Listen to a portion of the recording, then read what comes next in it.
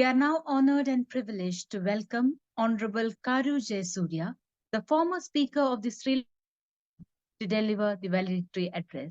Sir, please. Thank you. Good evening to everybody. His Holiness, esteemed members of the Global Energy Parliament, ladies and gentlemen. Let me first greet you the traditional Sri Lankan way by saying Ayubowan, which means may you have long life.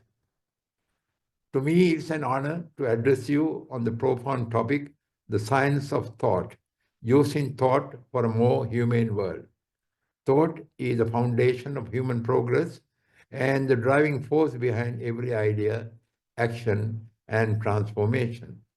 It connects us to one another and enables us to envision a better future.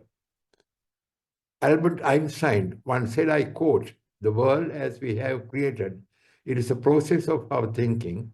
It cannot be changed without changing our thinking," unquote. Today, as we reflect on this truth, we must ask ourselves, how can our thoughts pave the way for a more compassionate, just, and united world? Modern science reveals that thought is not just an abstract process, but a tangible force. Neuroscience demonstrates the brain's ability to adapt to our patterns of thinking, a phenomenon known as neuroplasticity. Physics shows that the universe is interconnected, the vibrating with energy of which thought is one of the most potent forms. Ancient teachings too remind us of the transformative power of thought to inspire action and foster resilience. In my own life, I have witnessed the power. In 2016, my family endured the heartbreaking loss of my youngest daughter, Indira, to cancer. She was a woman of great strength who, even in her darkest moments, sought to uplift those around her. Inspired by her life, we founded the Indira Cancer Trust to provide support for families facing the challenges of cancer. What began as a small idea has grown into a mission that has touched countless lives, a reminder that a single thought guided by purpose can lead or transform into action. Thought always plays a pivotal role in leadership and governance. During my tenure as the Speaker of the Sri Lanka Parliament, I faced one of the most challenging crises in our nation's history. In 2018, a constitutional deadlock threatened to destabilize the country. The Parliament was deeply divided and tensions ran high. The floor of the House became a battlefield. It was a moment that demanded not only thoughtful deliberation, but also decisive action. As Speaker, I upheld the principle of democracy and the rule of law, even when it meant taking unpopular decisions. That crisis taught me that thought, when rooted in integrity and responsibility, can guide us through the most turbulent times. Globally, we are at crossroads. The challenges we face, the climate change, inequality, and conflict are immense. The COVID-19 pandemic reminded us of our shared vulnerabilities. For some, it was a wake-up call about humanity's impact on the nature. For others, it highlighted the inequalities in our system.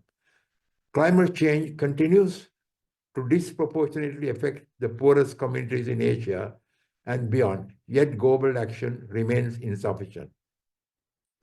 The ongoing conflicts in the Middle East, Ukraine, and elsewhere remind us of the senselessness of violence.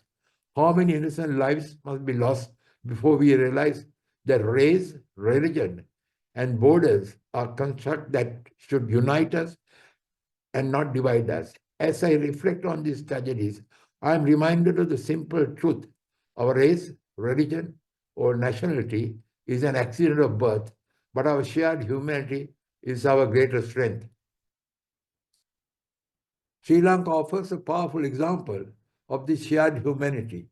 As the oldest democracy in Asia, we recently witnessed a peaceful transfer of power after a presidential election in September this year. The elections were held on a Saturday, results announced on Sunday, and Monday a new government had taken office without fanfare or division. This is democracy in action, a lesson for the world on the powerful thought of governance. History shows us that transformative ideas often arise in times of crisis.